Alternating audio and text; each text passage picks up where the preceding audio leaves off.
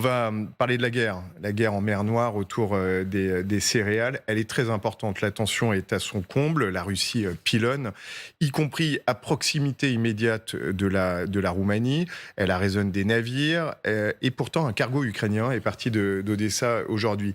Tout le monde cherche de nouvelles voies pour que l'Ukraine puisse livrer ses céréales, en passant notamment par le Danube. Les indispensables de Lucille de Villers. Bonsoir Lucille. Bonsoir Emmanuel, bonsoir à tous. Alors d'abord, rappelez-nous les tensions qui existent dans cette mer Noire. Eh bien, regardez ces images. Elles sont publiées par le ministère de la Défense russe. On est en pleine mer Noire, à bord du cargo Sukhru-Okan, bâti en pavillon des îles Palaos, à l'est des Philippines, et détenu par une société turque. D'après l'armée russe, on assiste à une inspection de l'équipage. Ces soldats russes que vous voyez de dos sont armés. On voit clairement qu'ils demandent à ces hommes de mettre leurs mains derrière la tête, lesquelles s'exécutent. Regardez cet échange. Stop machine! Stop it, Jai! Stop it, Jai! Keep calm and listen to me! Okay. Sit down, please sit down!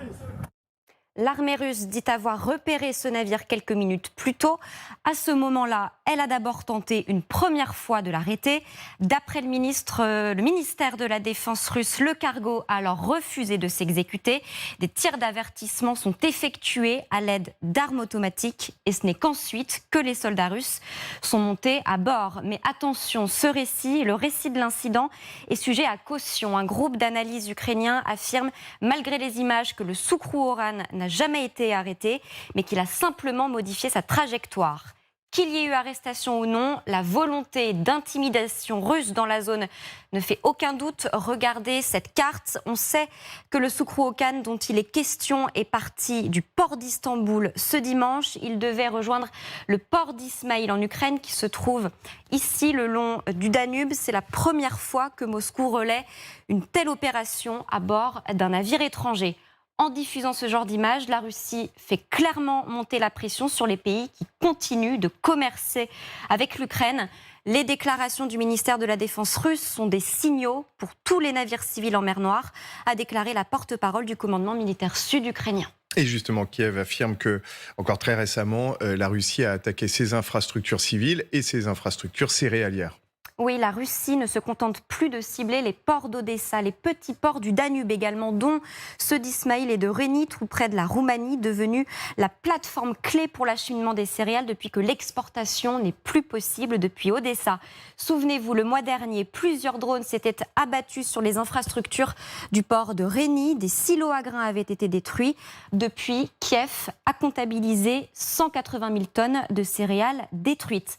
Il y a quelques heures, de nouvelles attaques de drones sur ce même port. Le chef de l'administration présidentielle ukrainien, Andriy Yermak, a partagé ces photos où l'on voit ces tonnes de grains renversés.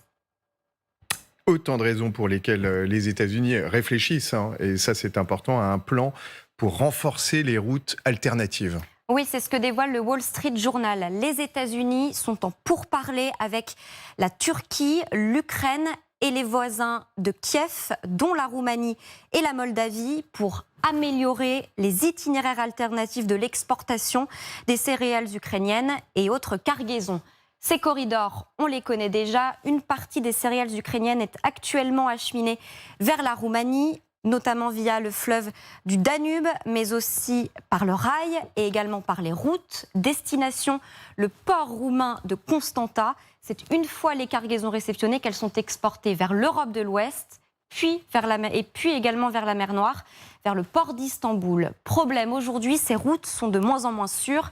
L'idée est désormais d'améliorer la voie du Danube par lesquelles passent déjà 60% des exportations.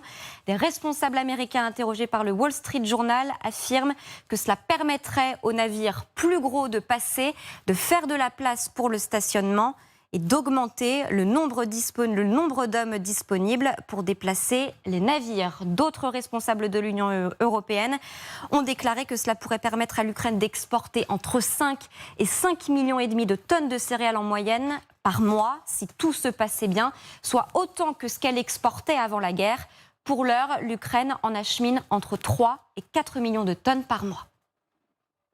Alors, comment compte-t-il s'y prendre? Pardonnez-moi, Lucille. Eh bien, toujours d'après le Wall Street Journal, les États-Unis envisagent toutes les options potentielles, y compris les solutions militaires pour protéger les navires à destination et en provenance des ports ukrainiens du Danube.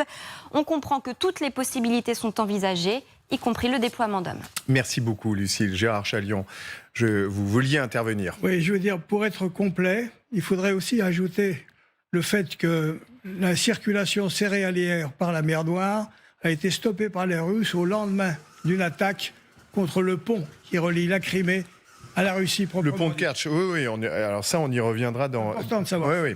C'est effectivement un contexte de guerre autour de la mer Noire et on va s'y arrêter longuement. On va simplement peut-être regarder des cartes que je vais vous demander de commenter, messieurs et madame, parce qu'il y avait la mer Noire au début, un axe très simple pour faire redescendre vers le sud les céréales, Odessa, Istanbul, détroit du Bosphore, et ce qui permettait ensuite d'ailleurs d'acheminer ces céréales, notamment vers l'Afrique, d'une façon assez rapide.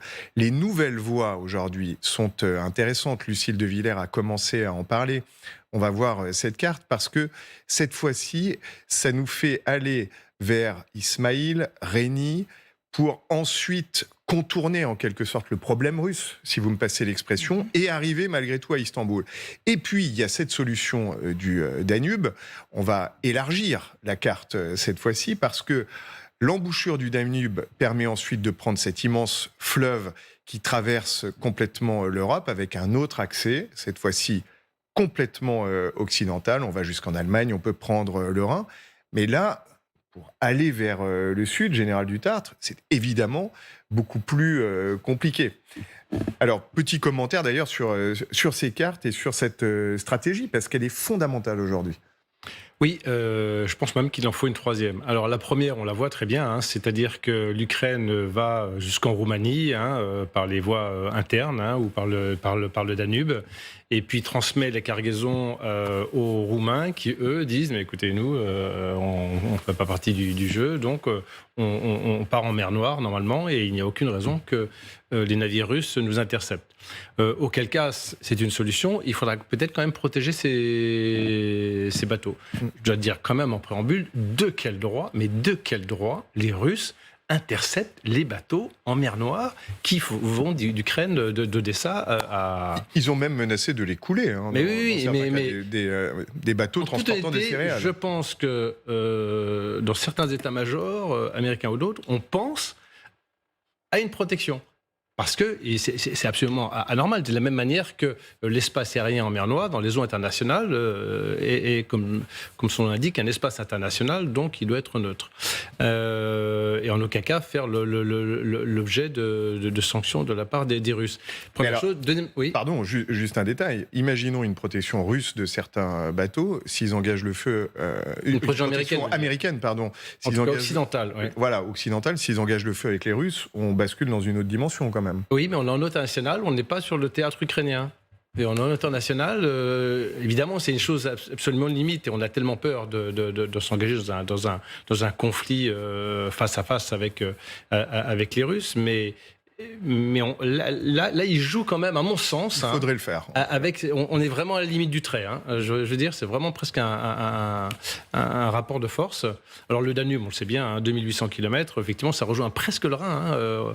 On oublie, mais on est l'origine du Danube, c'est je sais pas moi, 80 km, 100 km de Colmar, vous voyez, dans les Alpes. Et après, 2800 km, 10 pays traversés. On connaît cette histoire-là. Donc effectivement, je ne savais pas d'ailleurs qu'il y avait 60% des céréales qui passaient par le Danube. C'est quand même assez important.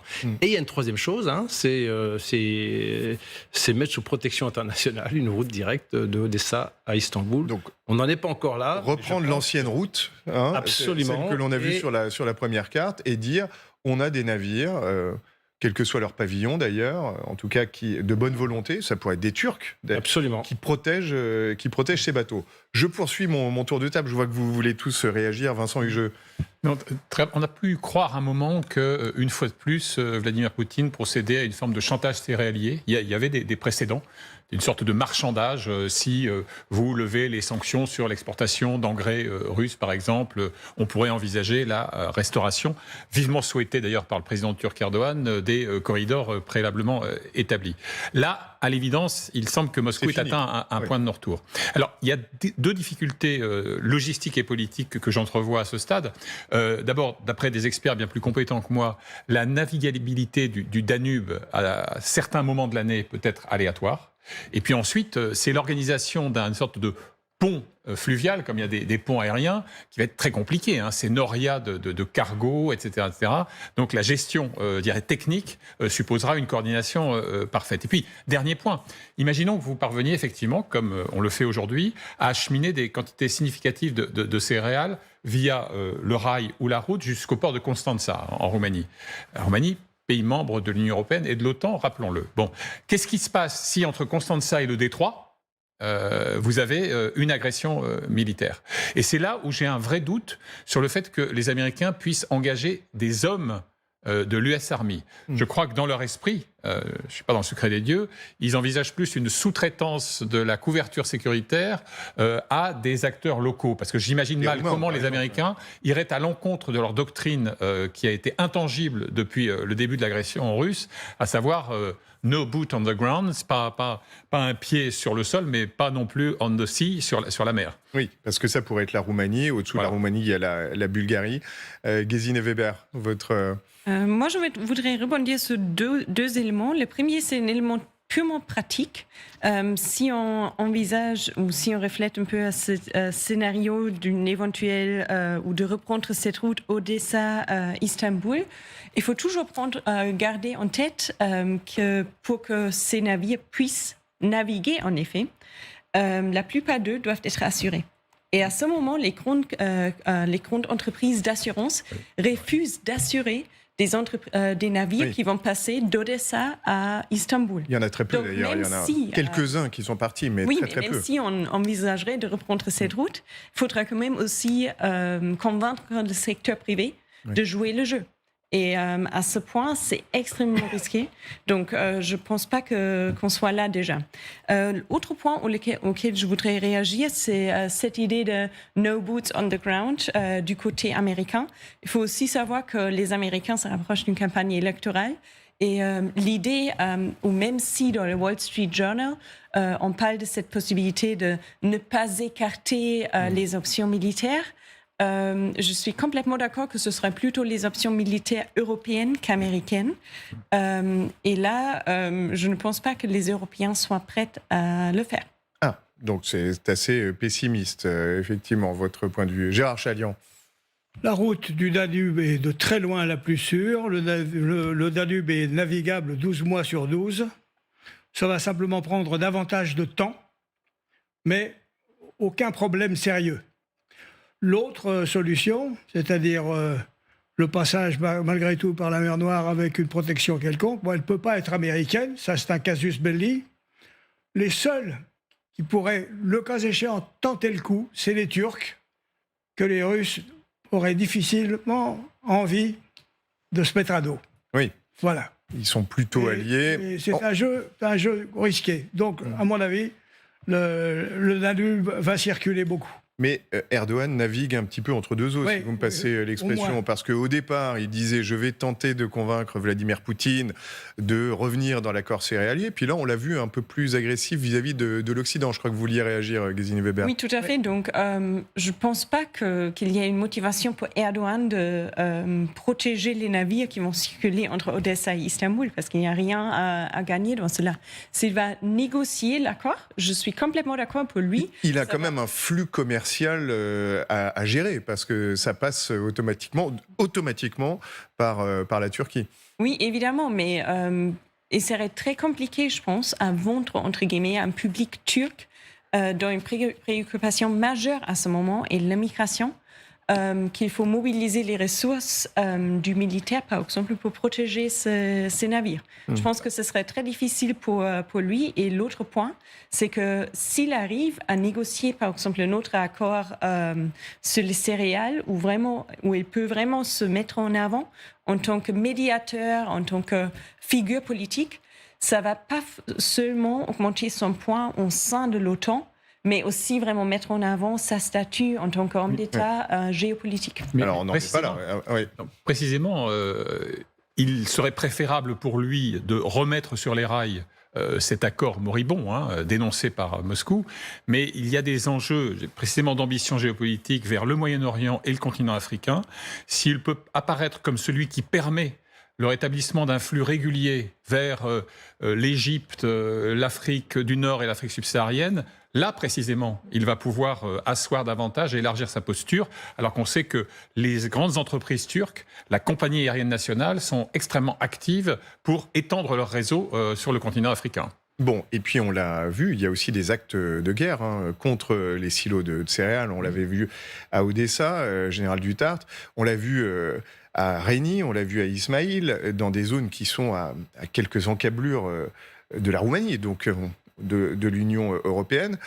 Est-ce qu'on peut craindre à un moment, la question est naïve, mais qu'il y ait un tir qui aille trop loin parce qu'on parle là de grosses explosions qui ont détruit d'ailleurs des centaines de tonnes de céréales. On ne peut absolument pas l'exclure, en fait. Effectivement, ce sont principalement des drones Shahid qui sont envoyés ou parfois des missiles de croisière avec une assez grande précision pour l'instant. Mais effectivement, on n'est pas très loin. On est à quelques kilomètres à peine de la frontière roumaine et on ne peut pas exclure qu'il y ait un incident majeur, auquel cas, effectivement, il peut y avoir des conséquences importantes, normalement engagées par l'OTAN. Ils jouent un peu avec le feu, non, les Russes, Gérard Chalian. Quand on va bombarder un silo à céréales, pas qu'un seul, puisque ça a été le cas à Odessa, et puis ça se reproduit. On parle au départ, c'était 60 000 tonnes de céréales à Odessa qui ont été détruites. Ils jouent un petit peu avec le feu, non, dans le message qu'ils envoient au monde.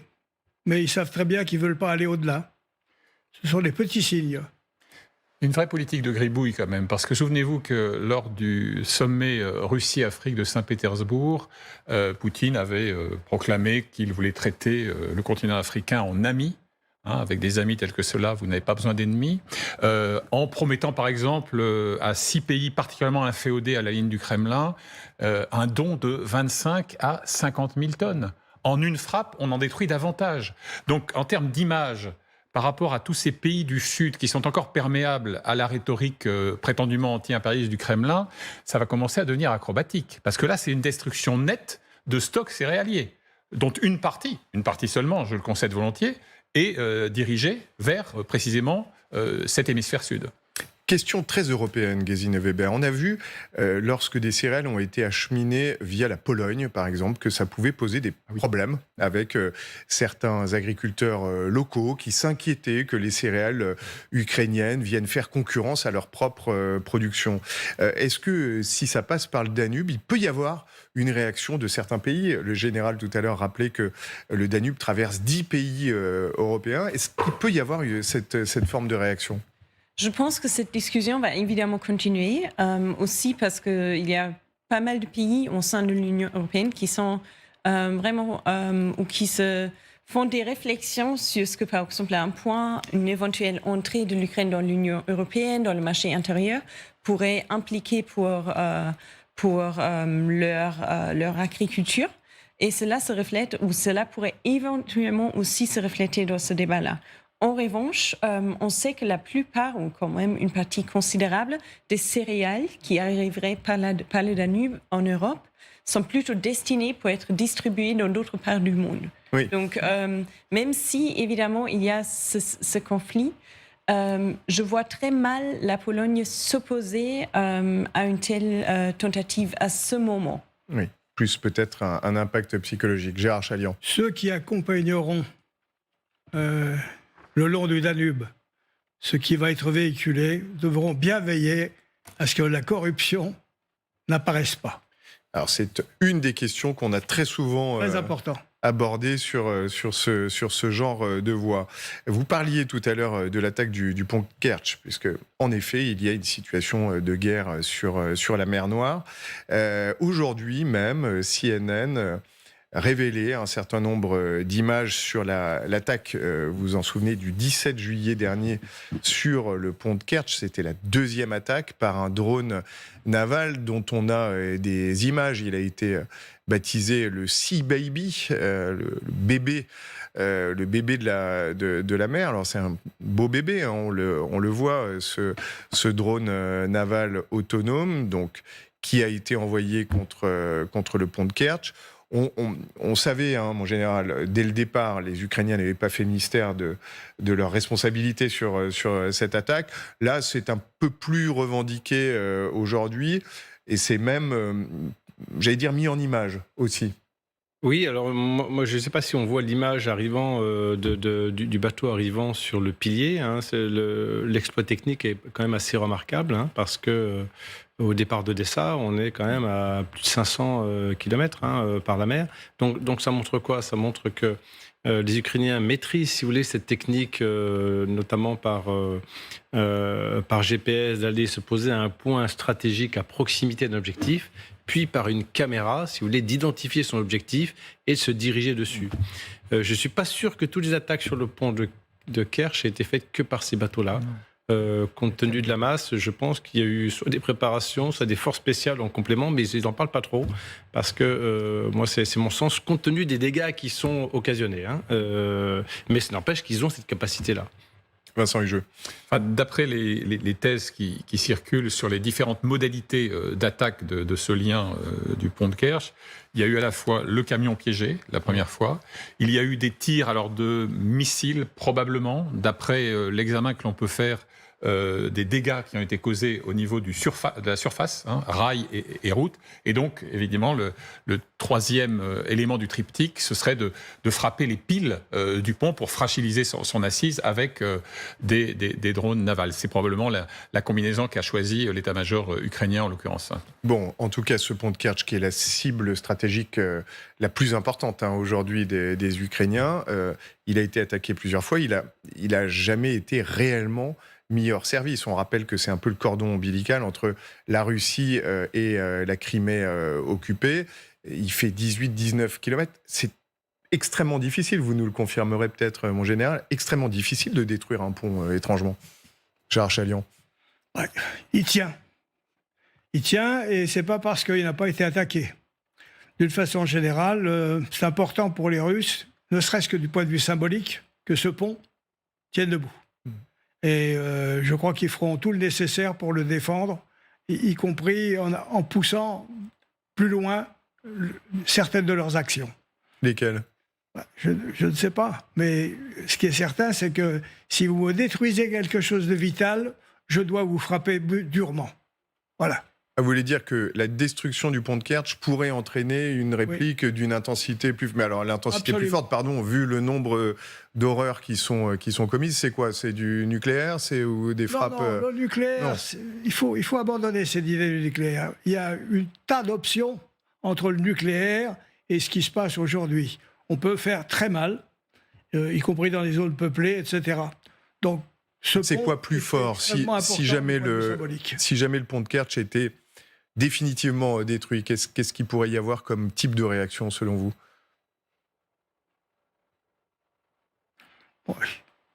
Il n'y a que le choix, hein, vous savez.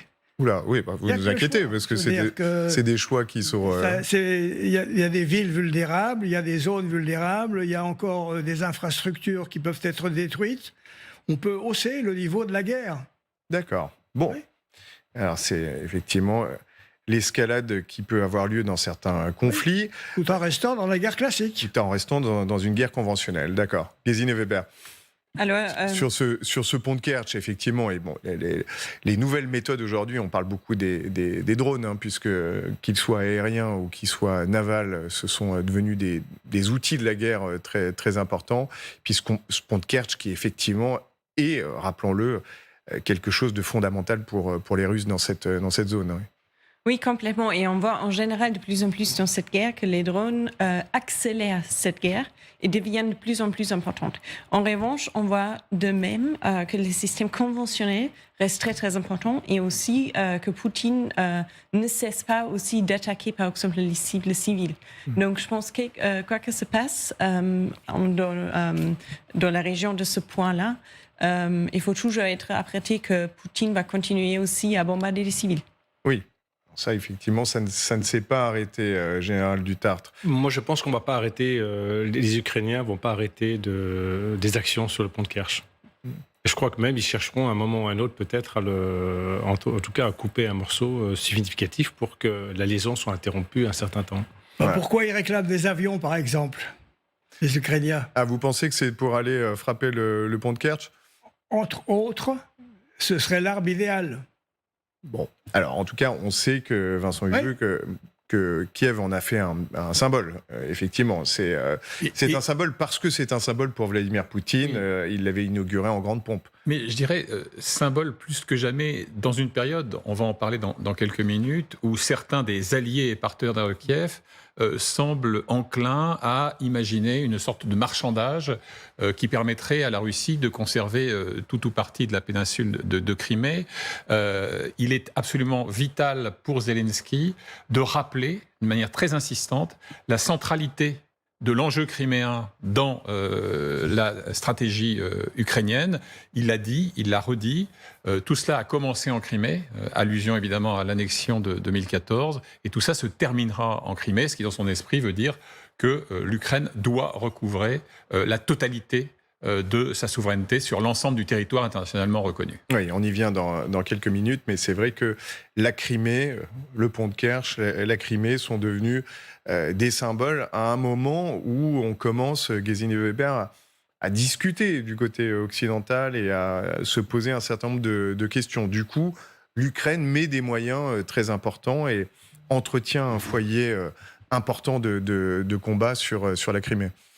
Oui, complètement. Et comme ça a été dit, la Crimée, c'est vraiment l'enjeu, ou un des enjeux les plus importants pour les deux parties. Parce qu'il ne faut pas oublier que la Crimée a vraiment une valeur quasi émotionnelle aussi pour la Russie. Donc, évidemment, on entend aussi des voix qui demandent de laisser la Crimée à la Russie. Mais c'est clair que l'Ukraine ne sera pas d'accord avec cette perspective.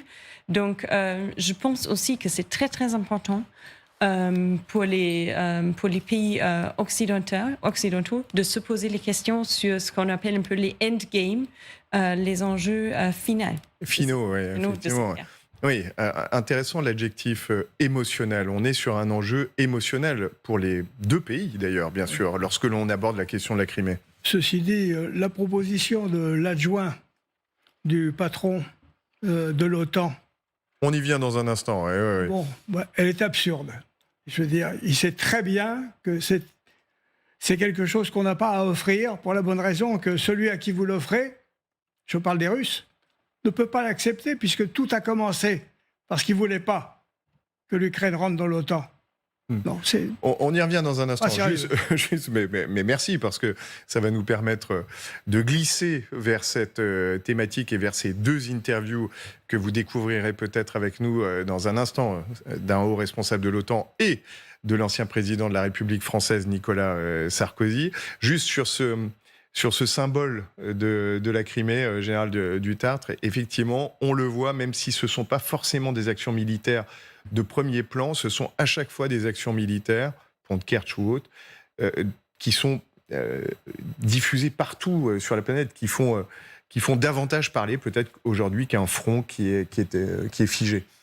Oui, mais la guerre se passe pas en Crimée. La guerre aujourd'hui, elle se passe dans le Donbass, elle se passe dans le sud de l'Ukraine. Et bien sûr, tout le monde sait que les choses ont commencé en Crimée, que ça se poursuit par cet axe ombilical qui est tellement symbolique.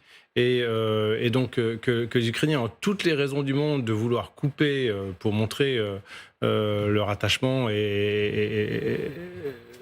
récupérer leurs terres et la Crimée. Mais je pense qu'aujourd'hui, ce n'est pas le sujet. Le sujet aujourd'hui, c'est le front. Tant que les hostilités continuent, la Crimée, on peut en parler des heures, mais il ne se passera rien. Tant que militairement on n'aura pas avancé dans le Sud, toutes les revendications politiques ne bougeront pas. Les Russes resteront là, ce sera un axe d'acheminement vers le front. Il faut absolument que nos amis ukrainiens arrivent à percer pour pouvoir être en position de force ensuite pour faire sortir les Russes des zones occupées. Mais tant qu'il n'y a pas une avancée significative dans le Donbass et dans le sud de l'Ukraine, la Crimée, malheureusement, c'est parfaitement raisonnable. Comment ça, ce n'est pas le sujet aujourd'hui. Parfaitement raisonnable. Bon, percée significative.